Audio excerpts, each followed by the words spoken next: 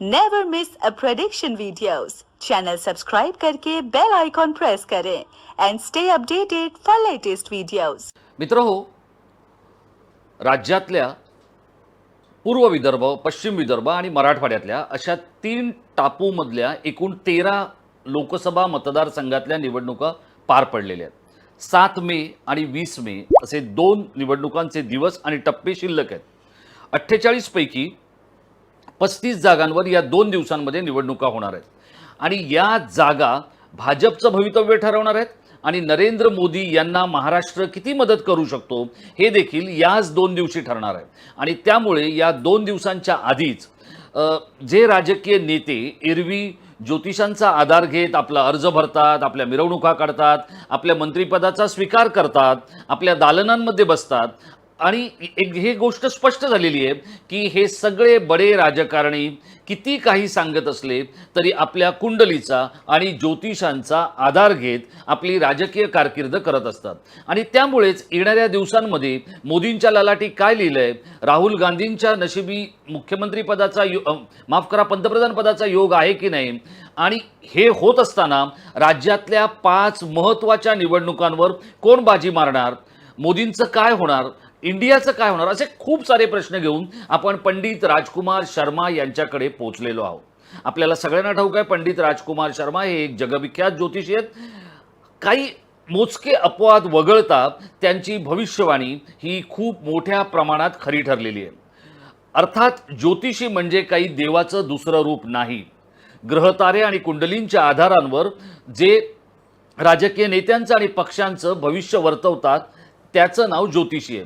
आणि त्यामुळेच आज आपण पंडित राजकुमार शर्मांना भेटणार आहोत. पण मित्र हो, या एपिसोडमध्ये जी मतं व्यक्त होतील त्याच्याशी टाइम महाराष्ट्राचा संपादकीय पातळीवरून थेट संबंध नाही. ही कुंडलीच्या आधारावर ज्योतिषांनी मांडलेली मतं आहेत किंवा त्या संदर्भातली नोंद आहे. त्यामुळे आपण जे काही कराल त्याची जबाबदारी ही आपल्या व्यक्तिगत ज्योतिषांवर आणि व्यक्तिगत समन्वयकांवर आणि सल्लागारांवर देखील असेल, हे आपण लक्षात ठेवा. पंडितजी, आपलं टाइम महाराष्ट्रामध्ये खूप खूप स्वागत. नमस्कार, थँक्यू. मला सांगा की नरेंद्र मोदी 400च्या पार जातील असं म्हटलं जातंय. त्यांनी तेवढं लक्ष ठेवलेलं आहे आणि जितकं लक्ष मोदी ठेवतात ते त्या लक्ष्याचा पाठलाग करतात, ते त्या टार्गेटचा पाठलाग करतात. 400 पार अबकी बार तुम्हाला किती खरं वाटतंय, किती खोटं वाटतंय कुंडलीच्या आधारावर? देखिए, वक्रतुंड महाकाय सूर्यकोटि संप्रभम निर्विघ्नं कुरु मे देवा सर्व कार्येषु सर्वदा. अब हर चैनल के माध्यम से आपको रोज सुनने को मिलता है कि अब की बार 400 पार, यानी कई बार तो ऐसा लगता है कि ये जुमला जो है, यानी ये जुमला ही कहेंगे, ये जो जुमला है ये सच होने वाला है या ये खाली जुमला ही रह जाएगा. मगर भाग्य जायते सर्वदा न पुरुषम न कौशलम. भाग्य से बड़ा कोई नहीं होता. एक प्लेटफॉर्म के ऊपर कप धोने वाला व्यक्ति प्राइम मिनिस्टर बन जाता है, रिक्शा चलाने वाला व्यक्ति चीफ मिनिस्टर बन जाता है, बकरियां चराने वाला आदमी अमेरिका का प्रेसिडेंट बन जाता है, और कॉमेडी करने वाला बंदा यूक्रेन का प्राइम मिनिस्टर बन जाता है. तो यहाँ पर भाग्य का खेल है. आपने बोला ना कि हमारी जवाबदारी नहीं है, ये पंडित और ये 9 ग्रहों की जवाबदारी है. ये ग्रह प्रभु ने बनाए हैं, भगवान ने बनाए हैं. ये डेफिनेटली सत्य होते हैं, ये हमने साबित करके दिखा दिया है. और इस साबित करने में हमें हजारों करोड़ों लाखों साल की तपस्या करनी पड़ी, जिसके कारण ये साबित हुआ कि ज्योतिष जो है उसके बिना भगवान, आपने जो ज्योतिष बनाया है, अगला सांस नहीं ले सकते. अब बात करते हैं जो आपने प्रश्न किया, अब की बार 400 पार. 400 पार तो कोचरेकर साहब मुझे पता नहीं, 300 पार भी हो जाए तो प्रभु कृपा समझें. क्या कह रहे पंडित जी? हाँ, अब पूरा देश तो 400 पार के लिए ललायित हो रहा है. देखिए, लालायित होना या किसी भी चीज को बार बार बोलना, ये एक एफर्मेशन है. जब आप बीमार पड़ते हैं तो साइकेट्रिस्ट आपको बोलता है कि बोलो I am healthy, my life is healthy. तो ये ये एक स्ट्रैटेजिकल स्लोगन है कि अब की बार 400 पार, ठीक है ना। तो देखिए भगवान को ऐसा पक्की बात है कि हिंदू राष्ट्र का उदय हो रहा है, हिंदुत्व का उदय हो रहा है, राम मंदिर बन चुका है, काशी कॉरिडोर बन चुका है, महाकाल कॉरिडोर बन चुका है। तो मैं तो प्रभु से यही प्रार्थना करूंगा कि हिंदू राष्ट्र बनने में किसी तरह की कोई कोताही ना हो। बट यहां पर ग्रहों की बात हो रही है। ये कार्यक्रम 9 ग्रह 12 राशियां 27 नक्षत्रों के ऊपर हम लोगों ने रखा हुआ है। वहां पर अब आप 400 के पार की बात करते हैं तो आदरणीय नरेंद्र मोदी की कुंडली देख लेते हैं। पहले नरेंद्र दामोदर मोदी 17/9/1950 वडाल वृश्चिक राशि, शुक्ल पक्ष की 6 तारीख, अनुराधा नक्षत्र, वृश्चिक राशि, अनुराधा नक्षत्र, लगन में बैठा हुआ मंगल और चंद्रमा। आप एक बात ध्यान से सुनिए, लगन में 8 नंबर मतलब वृश्चिक लगन, लगन में बैठा हुआ मंगल और चंद्रमा। लगन में बैठे हुए चंद्रमा की महादशा में जब नरेंद्र मोदी 2019 में हारे नहीं, तो अब मंगल की महादशा, जो मंगल राजनीति देता है, जो मंगल बाला साहब को बाला साहब बना देता है, जो मंगल जिद में आकर पूरे देश में सिकंदर और हिटलर जैसे लोगों को पूरा विश्व जीतने के लिए मजबूर करता है, उसी मंगल की बात करते हैं। नरेंद्र मोदी की कुंडली में मंगल लगन में बैठा हुआ है। मगर मित्रों एक बात ध्यान से सुनिए, वो मंगल 0 डिग्री का है, उसकी पावर कम है।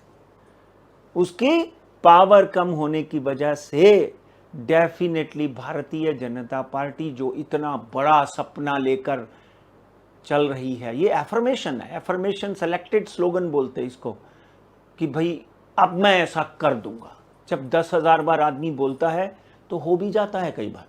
मगर यहां पर ग्रहों की बात करते हुए मैं आपसे एक बात डिस्कस करना चाहता हूं कि वृश्चिक राशि में मंगल स्वग्रही होता है और उनकी मंगल की महादशा लगी हुई है। मंगल 0 डिग्री का है, मगर कहीं ना कहीं अगर हम उसके सामने राहुल गांधी की कुंडली का अध्ययन करते हैं तो राहुल गांधी का डेट ऑफ बर्थ मैं आपके समक्ष बोलना चाहता हूं। राहुल गांधी का डेट ऑफ बर्थ अगर हम पकड़ते हैं तो उसमें दिल्ली में उनका जन्म हुआ 19/6/1971, 19 जून 1971, 71, 9:30 दिल्ली, मेष राशि, कर्क लगन और भरणी नक्षत्र।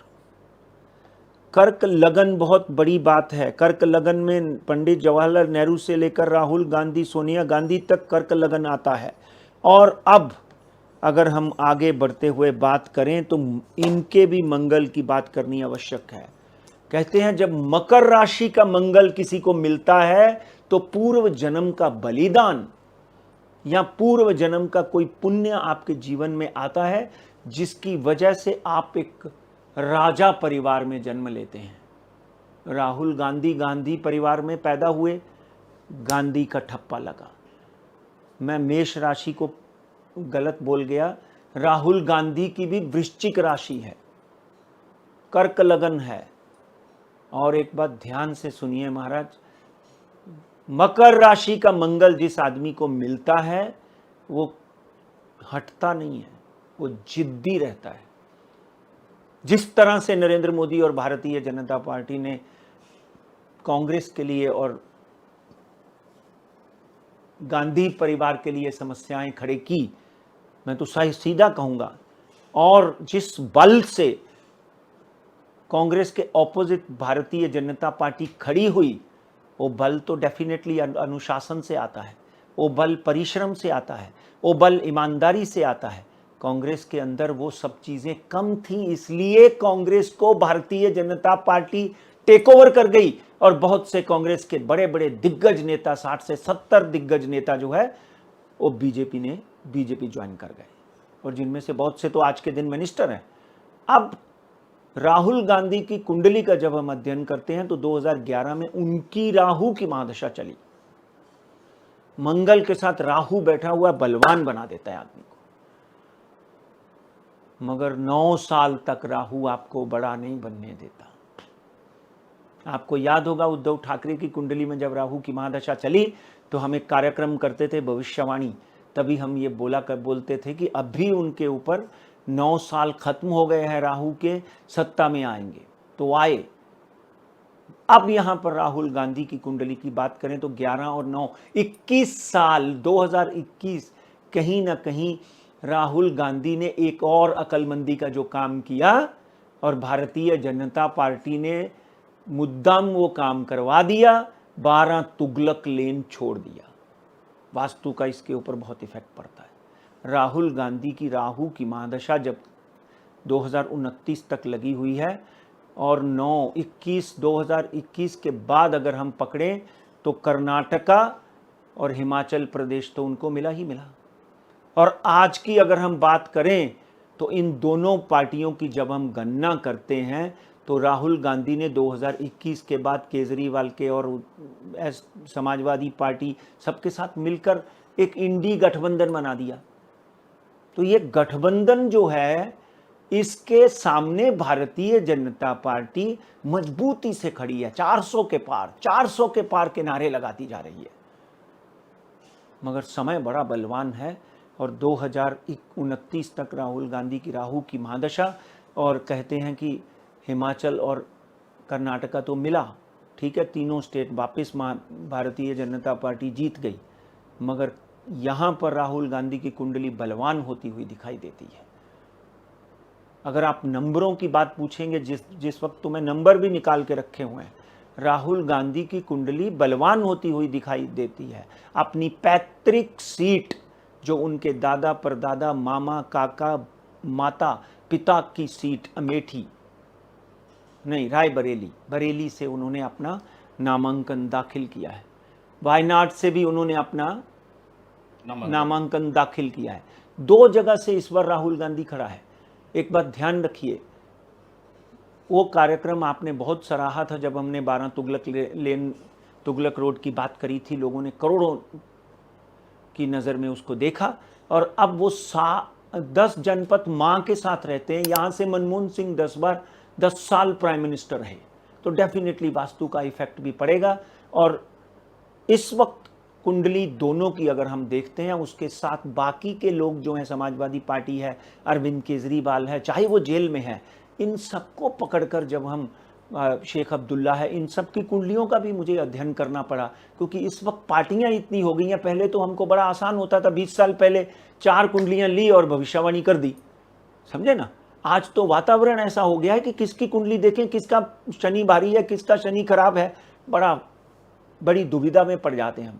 पंडित जी ये आप दुविधा में पड़ते हैं, लेकिन लोग भी दुविधा में पड़े हैं। तो इसलिए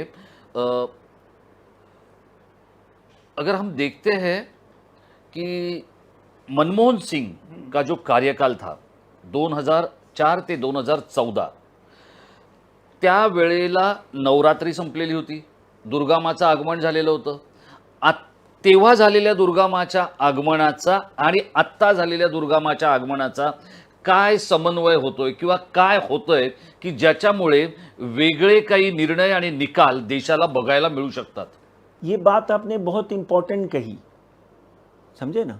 इसके अंदर बहुत बड़ा रहस्य छुपा हुआ है, अद्भुत रहस्य छुपा हुआ है जो आपने मुझे पूछा है। और ये मैं नहीं कह रहा हूँ, ये नवरात्रों की किताब पढ़ लीजिए आप, हमारे धर्म ग्रंथ पढ़ लीजिए। मगर पहले नंबरों की बात करता हूं, मगर उसके बाद एक बहुत बड़ा रहस्य आपके सामने खोलूंगा। अगर हम भारतीय जनता पार्टी को 500 कितनी सीटें हैं भारत में, जो 546 में 272 सीटों पे कोई भी पार्टी को जीतने के लिए, सरकार बनाने के लिए 272 सीटें लेनी पड़ती हैं। तो 272 सीटों के ऊपर भारतीय जनता पार्टी आएगी कि नहीं आएगी, ये सवाल सबसे बड़ा आपने जो पूछा। 400 पार, मैंने बोला 300 हो जाए तो भी बड़ी बात है। 272 के ऊपर आएंगी। 292 सीट की मैंने यहाँ पर कैलकुलेशन की है भारतीय जनता पार्टी की, जिसमें मैंने बार बार एक अदर शो में भी बोला कि 10 इधर या 10 उधर, मगर सब मिला के 332 सीटों की भविष्यवाणी मैं यहाँ करता हूँ। 332 सीट भारतीय जनता पार्टी अपने अलायंस के साथ में यहाँ पर लेती हुई दिखाई देती है। साम दाम दंड, नरेंद्र मोदी साहब की कुंडली, अमित भाई शाह की कुंडली, पीयूष गोयल की कुंडली, भारतीय जनता पार्टी के नड्डा साहब की कुंडली और कांग्रेस की कुंडली का जब हम अध्ययन करते हैं, इंडिया गठबंधन की कुंडली, तो उसमें मैं एकमात्र राहुल राजीव गांधी की कुंडली का अध्ययन करता हूं, जिसकी भी वृश्चिक राशि है, लगन कर्क है, जिद क्रोध और वाणी में थोड़े कमजोर, मंगल 7वें घर में राहु के साथ, इसीलिए अविवाहित। आप देख लीजिए हमारे देश को सब अविवाहित से ज़्यादा अविवाहित प्रधानमंत्री मिले हैं। तो यहाँ पर भी समय बुरा नहीं है, राहुल गांधी अपनी दोनों सीटें जीत सकते हैं, ध्यान रखिए ये बात। और डेफिनेटली भारतीय जनता पार्टी को एक बहुत बड़ा आघात पहुंच सकता है अगर वो 300 के ऊपर नहीं जाती है। 332 सीटों की मैंने भविष्यवाणी की है, 10 से 15 सीट इधर उधर होंगी, उसमें ज़्यादा जाने के योग नहीं है, कम जाने के योग हैं। यहाँ पर महाराष्ट्र की बात करेंगे आगे आकर कोचरेकर जी, कर्नाटक की बात करेंगे, दिल्ली की बात करेंगे, तो के साथ वो गन्ना में मैं नहीं जाऊँगा। यहाँ पर राहुल गांधी की राहु की महादशा, 2004 में मनमोहन सिंह की राहु की महादशा में एकमात्र पंडित राजकुमार शर्मा ऐसा व्यक्ति था जिसने भविष्यवाणी की थी कि अगला प्रधानमंत्री मनमोहन सिंह होगा, अटल बिहारी नहीं। और जो उसके बाद हम अपने चीफ मिनिस्टर की कुंडली का जब हम अध्ययन करते हैं तो 2012 में एकनाथ शिंदे धनु राशि राहु की महादशा लगी मित्रों। नहीं पंडित जी, मुझे ये बताइए कि तो वहां पे वो सीएम बने। अब राहुल गांधी की राहु की महादशा लगी हुई है। अब आपने जो सवाल किया, जो मैंने रहस्य तो खोलने दीजिए, फिर मुझे पूछिए। वो रहस्य ऐसा है कि नवरात्रों में हम लोग देवी को जब आते हुए देखते हैं, पहले दिन तो नवरात्रों में देवी किसी ना किसी वाहन पे आती है, कभी शेर पे, कभी मयूर पे, कभी बैल पे। तो इस वक्त जो है ये नवरात्रों में देवी किस पे आई? घोड़े पे आई। तो 2014 में भी देवी घोड़े पे आई थी, सत्ता में परिवर्तन हुआ था, इसलिए जब भी देवी घोड़े पे आती है तो वो परिवर्तन लाती है, सत्ता में राजा का सिंहासन डोलने लग जाता है। मगर यहाँ पर तो एक बहुत बड़ा सहारा भी है ना कि आदरणीय प्रधानमंत्री माँ के भक्त हैं और बिना खाए पिए गर्म पानी के ऊपर नवरात्रे करते हैं। तो इसलिए माँ घोड़े पे आए या शेर पे आए, उनको तो आशीर्वाद मिलेगा ही मिलेगा, और जो राम लाए हैं उनको दूसरा आशीर्वाद मिलेगा। यहाँ पे जो पहले मंत्री प्रधानमंत्री हुए हैं उनकी सात्विकता कितनी थी मुझे गिनाने की जरूरत नहीं है, मगर ये प्रधानमंत्री ऐसा है जिसकी सात्विकता गिनाने की जरूरत पड़ रही है मुझे। जिन्होंने राष्ट्र के लिए 370 लाया, जिन्होंने राम मंदिर 500 साल का 15,000 हिंदुओं के बलिदान को से लाकर खड़ा कर दिया कि भाई देखो मैंने करके दिखाया। तो डेफिनेटली यहाँ पर कहीं ना कहीं आशीर्वाद बहुत इंपॉर्टेंट होता है। पर देवी जब घोड़े पे आती है तो सत्ता में परिवर्तन होता है, मैं ये बार बार बोल रहा हूँ। पर उसी के साथ में आपके कर्म, सात्विकता, धर्म ये बहुत मायने रखता है। पंडित जी, जर आपण पाहिलं की नरेंद्र मोदी यांना उत्तर प्रदेशमधून मोठ्या प्रमाणामध्ये म्हणजे 80 जागा आहेत, तर तिथून त्यांना योगी आदित्यनाथ आणि अमित भाई यांच्यामुळे तिथून खूप मोठा आधार वाटतोय किंवा तिथून खूप मोठ्या प्रमाणात आपण चांगली कामगिरी करू असं वाटतंय। त्यानंतरचा त्यांचा कटाक्ष, त्यानंतरचा त्यांचा लक्ष हा महाराष्ट्रावर आहे, कारण तिथे 48 जागा आहेत। महाराष्ट्र नरेंद्र मोदींना मदत करेल की राहुल गांधींना मदत करेल, तुमचं काय मत है? देखिए यहाँ पर जो 80 सीटों की आप पहले बात की है ना, अपन मेन स्टेट ले लेते हैं जैसे आप बोलते हैं। 80 सीटों की बात करें तो वहाँ पे डेफिनेटली कहीं ना कहीं 58 से 62 सीट्स भारतीय जनता पार्टी को आराम से मिलेगी। अब महाराष्ट्र की, क्योंकि नरेंद्र मोदी अकेले नहीं, वहाँ पे योगी आदित्यनाथ बलडोजर बाबा बैठे हुए हैं, समझे ना। उनके कार्य में कोई कमी नहीं है, उनके ऊपर दबाव डालने के बावजूद भी वो अपने काम में सक्षम हैं, लगे हुए हैं, और बाबा गोरखनाथ की कृपा है उनके ऊपर। अब महाराष्ट्र की बात करें, यहाँ पर बहुत बड़े दो चेहरे, दो ब्रांड हुए हैं। एक ब्रांड तो हमारे बीच नहीं है, स्वर्गीय बाला साहब ठाकरे, और दूसरा ब्रांड शरद पवार, भगवान उनकी दीर्घायु करे। ये दो ब्रांड है, इसको तो कोई नकार नहीं सकता। अब तीसरा ब्रांड जो बनते जा रहा है उसका नाम है Eknath Shinde and Devendra Fadnavis. Of course Pawar साहब के पुतने हैं ना, भतीजे जो हैं, उन वो भी एक बहुत बड़ा ब्रांड है, सक्षम है। मगर आज अगर हम महाराष्ट्र की सही मायनों में विश्लेषण करें तो इन दो ब्रांड्स को तो आप नहीं भुला सकते। लोगों का आज भी मन जो है वो बारामती हो या महाराष्ट्र के अलग अलग स्टेट हो, वो पवार के साथ जुड़ा हुआ है। दूसरा, जय भवानी, जय शिवाजी, जय महाराष्ट्र बाला साहब ठाकरे के साथ में जुड़ा हुआ है। अब यहाँ पर 48 सीट हैं। यहाँ पर बाला साहब का ही एक बहुत ही सक्षम नेता, सक्षम सैनिक, जिसकी धनु राशि है और राहु की महादशा चल रही है, उसका नाम है Eknath Shinde, Eknath Sambhaji Shinde, to be very specific. Rahu की महादशा चल रही है, राहु पराक्रम का घर है। कहां से निकलकर शिवसेना को, पूरे के पूरी शिवसेना को अपने झंडे के नीचे ले लिया, और झंडा भी ले लिया, झंडे के साथ में धनुष और धनुष के साथ में बाण भी ले लिया। तो मित्रों, डेफिनेटली एक आदमी, उसको आप गद्दार बोलो, उसको आप बेईमान बोलो, उसको आप कुछ भी बोलो, उसकी सक्षमता, उसके प्रहार, उसके संघर्ष को तो आप सराहने से पीछे नहीं हट सकते ना। उसने जो किया है वो करके दिखाया है, और ये नहीं कि करके अपनी पार्टी बनाकर कहीं इधर उधर भाग गया। उसने करके बाला साहब की ही इज्जत और दिगे साहब की इज्जत बढ़ाई है। आज भी वो स्वर्गीय बाला साहब के ही गुण गाता है। अपनी पार्टी, जब भी कभी मेरी मुलाकात भी अब कभी गलती से होती है साल 2 साल में, तो सबसे पहला, चाहे वो बेडरूम हो, चाहे वो उनका सोफा हो, उसके पीछे बाला साहब का चित्र लगा है। उन्हीं के विचारों को आगे ले जाता हुआ एकनाथ शिंदे, और दूसरा अजीत पवार, तीसरा देवेंद्र फडणवीस तो भारतीय जनता पार्टी को मजबूत करने में कोई कसर नहीं छोड़ता। यहां पर 32 सीटें मिनिमम भारतीय जनता पार्टी और उनके अलायंस को जाती हुई देखती हैं। इसमें 2 बढ़ सकती हैं कोचरेकर जी, 34-35 भी हो सकती हैं। और महाविकास यानी महायुति को 32 से 35 सीट दे दी हमने जो गणना की है, और महाविकास आघाड़ी को डेफिनेटली 12 से 15 सीटें मिलती हुई दिखाई देती हैं। वो भी इसलिए क्योंकि आज भी उनका ब्रांड जो है वो पब्लिक में जा रहा है, लोगों की आस्था आज भी उनके साथ जुड़ी हुई है। हाँ, ये तो केंद्र के इलेक्शन हो गए, मगर मित्रों, स्टेट इलेक्शन में एक बहुत बड़ा झटका लगने वाला है।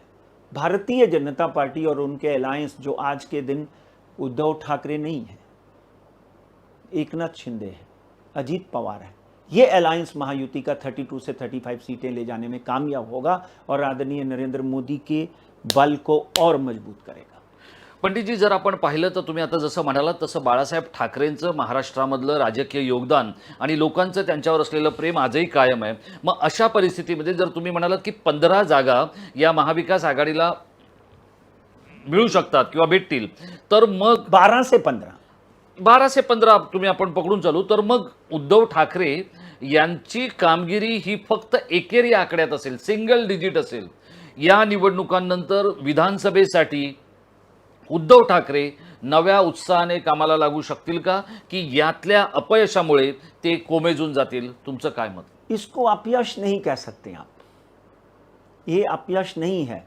लोग नरेंद्र मोदी को केंद्र में देखना चाहते हैं। नरेंद्र मोदी से बड़ा ब्रांड आज के दिन तो भारत में नहीं है, ये तो मानते हैं आप जी। पूरे विश्व में नरेंद्र मोदी ने भारत का झंडा फहराया है।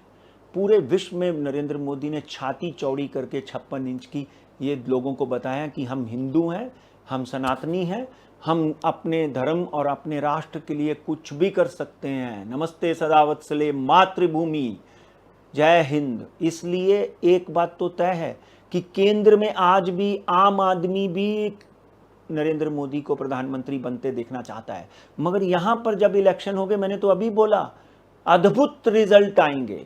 अद्भुत मतलब अद्भुत। मैं ये नहीं बोल सकता हूं कि आदित्य ठाकरे, क्योंकि मुझे आपके शो के माध्यम से मैंने एक बार बोला था कि Aditya Thackeray prime chief minister बन सकते हैं, तो मुझे आज भी लोग रात को फोन करके पूछते हैं, अरे तुम्ही ते भाकीत केला होता कि आदित्य ठाकरे सीएम होणार? क्यों नहीं होना? बाला साहब ठाकरे का ग्रैंडसन है वो, समझे ना आप। तो आगे आने वाले दिनों में कभी भी कुछ भी हो सकता है। ये बात हम तब करेंगे जब यहाँ पर आमदारगी के इलेक्शन होंगे, उसमें बहुत बड़ी गणना, बहुत बड़े विश्लेषण मैं अभी से करने शुरू कर दिए हैं। इसलिए मित्रों, मैं प्रार्थना करता हूँ भगवान के आगे कि मुझे बल दें, मेरे बुद्धि दें, ताकि मैं इस गणनाओं को आपके समक्ष ईमानदारी से रख सकूं। पंडितजी, आता आपण येऊया सगळ्यात महत्त्वाच्या मुद्द्याकडे. 48 जागांपैकी 5 ठिकाणी अशा पद्धतीत मुकाबला होतोय की संपूर्ण देशाला असं वाटतंय की इथे काय होणार. आणि त्यामध्ये सगळ्यात पहिला मतदारसंघ आहे तो म्हणजे बारामतीचा, सुप्रिया सुळे विरुद्ध सुनेत्रा पवार. त्यानंतर सिंधुदुर्ग रत्नागिरी, नारायण राणे विरुद्ध विनायक राऊत. त्यानंतर दक्षिण नगर, सुजय विखे विरुद्ध निलेश लंके. त्यानंतर चंद्रपूर, जिथे सगळ्यात महाराष्ट्राच्या सगळ्या भाजपच्या नेत्यांच्या नजरा लागल्या आहेत, तो मतदारसंघ आहे मिसेस धानोरकर आणि सुधीर मुनगंटीवार. आणि ज्या तांबड्या मातीत कुस्ती रंगली महाराष्ट्राची, एक खूप मोठी परंपरा आहे, त्या कोल्हापूरमध्ये शाहू महाराज विरुद्ध संजय मंडलिक. या 5 लढतींपैकी तुमचा अंदाज काय आहे? देखिए, इसमें सिर्फ अंदाज ही लगाया जा सकता है। आपने बारामती की बात की, सुनेत्रा, सुप्रिया, तो नाम राशि के हिसाब से दोनों की कुंडली बहुत मजबूत है, कोई भी जीत सकता है। मगर अजीत पवार का जो मुद्दा है, वो दाव जो है वो definitely he will try his level best कि वे ये जो है सीट जो है अजीत पवार के पास आनी चाहिए, और सुप्रिया के पास पिता का सबसे बड़ा आशीर्वाद है। तो इन दोनों के लिए मैं यही प्रार्थना करूंगा कि कहीं ना कहीं इन जो भी जीते वो राष्ट्र की सेवा करे, मगर मैं भविष्यवाणी नहीं कर सकता हूं कि कौन जीतेगा कौन हारेगा। और यहाँ पर आगे की अगर आपने जो बात की है, इन सब सीटों के ऊपर इतना वाद विवाद, इतनी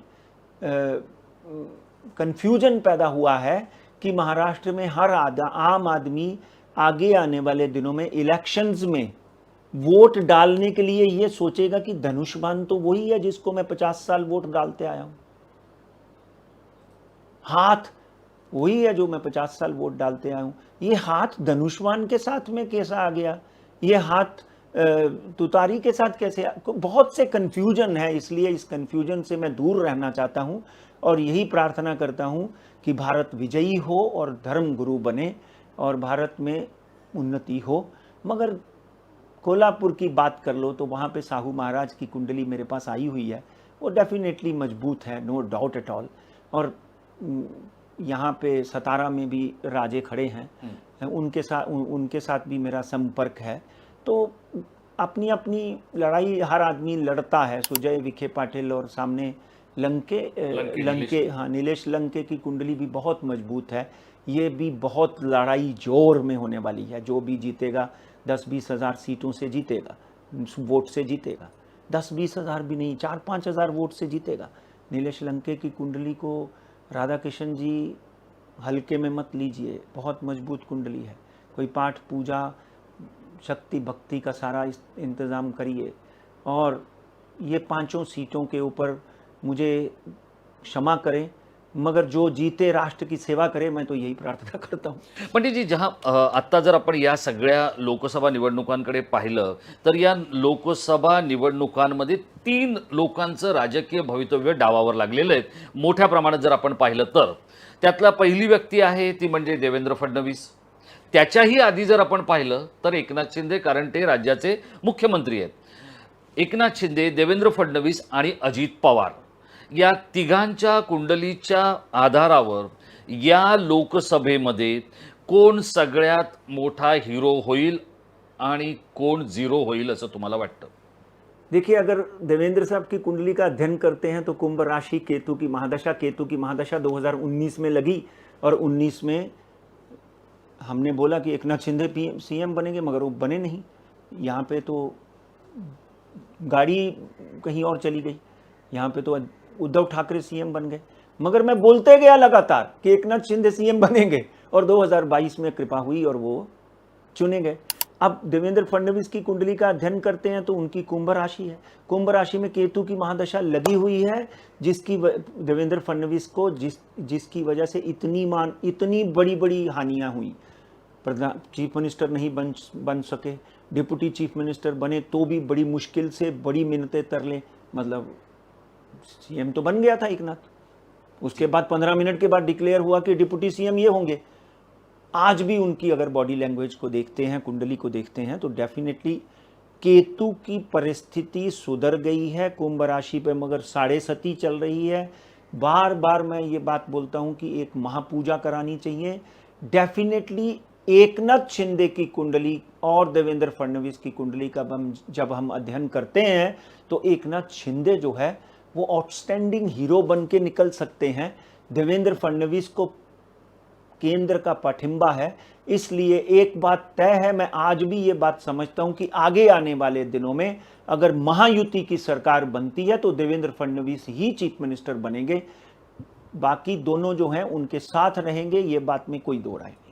पंडितजी, आता सगळ्यात महत्त्वाचा प्रश्न, मित्र हो, आपण या प्रश्नाकडे जरा थोडं काळजीपूर्वक पद्धतीने ऐका आणि पंडितजींनी कुठलाही आडपडदा न ठेवता या प्रश्नावर व्यक्त व्हावं असं मला वाटतं। पंडितजी, नुकतंच नरेंद्र मोदी यांनी जाहीरपणे असं वक्तव्य केलंय की जर उद्धव ठाकरे यांना अडचण आली किंवा भविष्यात त्यांच्यावर एखादं संकट आलं तर मी त्यांच्याबरोबर राहीन, मी त्यांना मदत करेन, असं नरेंद्र मोदी यांनी पंतप्रधान असताना म्हटलेलं आहे। उद्धव ठाकरे आणि नरेंद्र मोदी यांच्या कुंडलीच्या आधारावर हे दोन नेते, एक केंद्रातला, राज्यातला आणि एक राष्ट्रीय पातळीवरचा, आंतरराष्ट्रीय पातळीवरचा नेता एकत्र येतील असं आपल्याला वाटतं का? आणि जर ते येणार असतील तर ते कधी येतील, आणि जर येणार नसतील तर ते कोणामुळे येणार नाहीत? आजूबाजूच्यांमुळे येणार नाहीत, पत्नी योगामुळे येणार नाहीत, पुत्रयोगामुळे येणार नाहीत, कोणामुळे येणार नाहीत, आणि आले तर ते कशामुळे येतील? देखिए, आपने जो सवाल किया उसी में ही प्रश्न छुपा हुआ है। नरेंद्र मोदी जी ने अगर कहा है कि मैं उद्धव ठाकरे का सहयोग करूंगा, उनके साथ खड़ा रहूंगा, उसका कारण ये नहीं है कि वो युति बनाकर आगे जाकर सरकार बनाएंगे जो 2019 में हुआ था।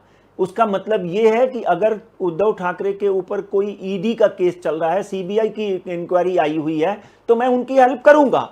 आप इस बात को इस तरह भी तो ले सकते हो ना।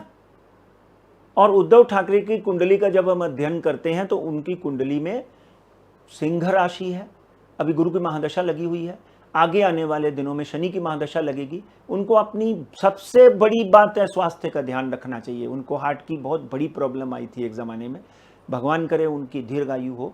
और यहाँ तक नरेंद्र मोदी की कुंडली का अध्ययन करते हैं, सिंह राशि का स्वामी सूर्य है, और नरेंद्र मोदी साहब की कुंडली वृश्चिक राशि, उसका स्वामी मंगल है। सूर्य और मंगल कभी भी मित्र नहीं हुए, ध्यान रखिए। हाँ, एक दूसरे के सहयोगी हो सकते हैं। मंगल अंगारक है, आपने देखा मंगल क्या है? अंगारक है। धरणी गर्भ संबुत्तम विद्युत कांति संप्रभम कुमारम शक्ति हस्तम तम मंगलम प्रणमामि हम। और सूर्य क्या है? आग का गोला है। दो अंगारक, दो आग के गोले आप कैसे मैदान में खड़े कर सकते हो? इसीलिए तो इनकी युति टूटी, ग्रहों के मुताबिक इसीलिए इनकी युति टूटी और उद्धव ठाकरे प्रधानमंत्री चीफ मिनिस्टर बन गए। आप मेरी बात को ध्यान से सुनिए, मैं पॉलिटिकली विश्लेषण नहीं कर रहा हूं, मैं एस्ट्रोलॉजिकल कुंडली के माध्यम से विश्लेषण करके दिखा रहा हूं। सूर्य और मंगल अगर लड़की और लड़के की कुंडली में भी इकट्ठे बैठे हों तो हम कोशिश करते हैं कि इन दोनों के झगड़े से अच्छा है बाहर ये लोग शादी ना करें। तो यहां पर एक दूसरे की मदद करने का सवाल है। वो आदरणीय नरेंद्र मोदी के बाला साहब के साथ पुराने संबंधों का एक समावेश हो सकता है, मगर यहां तक आगे आने वाले दिनों में इकट्ठे बैठकर सरकार बनाने की बात है, वो मुझे कुंडली के माध्यम में इस जन्म में असंभव दिखाई देता है। मैं किसी को नहीं मानता हूं कि आप बोलते ना कि कौन जबल है, कौन दूर है, कौन आदमी है जिसकी वजह से, नहीं, यहां पे ग्रहों में लिखा हुआ है कि भाई 27 में से 15 गुण मिलते हैं, नहीं हो सकती शादी, इसलिए आगे अगर होती तो टूटती क्यों? सरकार तो उद्धव ठाकरे ने भारतीय जनता पार्टी के साथ में इलेक्शन लड़ा था 19 का, 14 का, सरकार में साथ में खड़े रहे हैं, फिर 19 में क्यों टूट गई?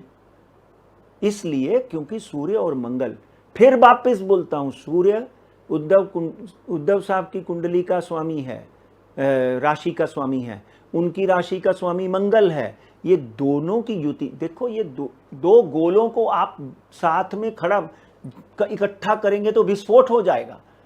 हाँ, मित्र बाला साहब को वो रिस्पेक्ट करते थे, हिंदुत्व का एक चेहरा मानते थे आदरणीय नरेंद्र मोदी, इसलिए उनकी मदद करने के लिए वो कभी भी खड़े हो सकते हैं, इस बात में कोई दो राय नहीं। यहां पर मैं पॉलिटिकल और एस्ट्रोलॉजिकल दोनों विश्लेषण कर दिए। हे आहेत पंडित राजकुमार शर्मा। पंडितजी, आपल्याला खूप खूप धन्यवाद की आपण काही महत्त्वाचे मुद्दे संपूर्ण जगासमोर आणले आणि जगभरातले प्रेक्षक पंडितजींना फॉलो करत असतात। त्यांच्या भविष्यवाणीनुसार येणाऱ्या काळामध्ये मित्र म्हणून किंवा एक हितचिंतक म्हणून नरेंद्र मोदी हे उद्धव ठाकरेंना मदत करतील, पण उद्धव ठाकरे आणि नरेंद्र मोदी यांची भाजप किंवा अमित शहा यांची भाजप हे दोन पक्ष राजकीय पक्ष म्हणून एकत्र येणार नाहीत, अशी पंडित राजकुमार यांची भविष्यवाणी आहे। त्याचप्रमाणे 300च्या आजूबाजूलाच भारतीय जनता पक्ष गुंडाळला जाईल असं त्यांना वाटतंय, 400 पार होणार नाहीत अशी त्यांची भविष्यवाणी आहे। त्याचबरोबर राहुल गांधी यांना दुर्लक्षित करून चालणार नाही असंही पंडित राजकुमार शर्मा यांनी म्हटलेलं आहे। आणि त्यामुळे हा संपूर्ण व्हिडिओ किंवा संपूर्ण शो आपण जर पाहिला असेल तर तो तुम्हाला कसा वाटला ते आपण आम्हाला कळवा आणि आमच्या इनबॉक्समध्ये आपण व्यक्त व्हा। राहुल गांधी देशाचे पंतप्रधान होतील का आणि या निवडणुकांनंतर देवेंद्र फडणवीस यांच्या नशिबी काय लिहिलेलं आहे। पंडित राजकुमार शर्मा यांच्या मते या महाराष्ट्राचा राजकीय हिरो एकनाथ शिंदे असणार आहे। याच्याबद्दल आपलं काय मत आहे आपण आमच्या इनबॉक्समध्ये व्यक्त व्हा आणि हा व्हिडिओ आपल्याला जर आवडला असेल तर तो लाईक करून शेअर करायला विसरू नका। पंडित राजकुमार शर्मा यांच्याबरोबरचा एक नवा कार्यक्रम आम्ही घेऊन येणार आहोत, पण तोपर्यंत आपण आमच्या नव्या कार्यक्रमाची आणि पुढील व्हिडिओची वाट पहा आणि स्वतःची काळजी घ्या। पंडितजी, पुन्हा एकदा आपल्याला खूप खूप धन्यवाद। धन्यवाद।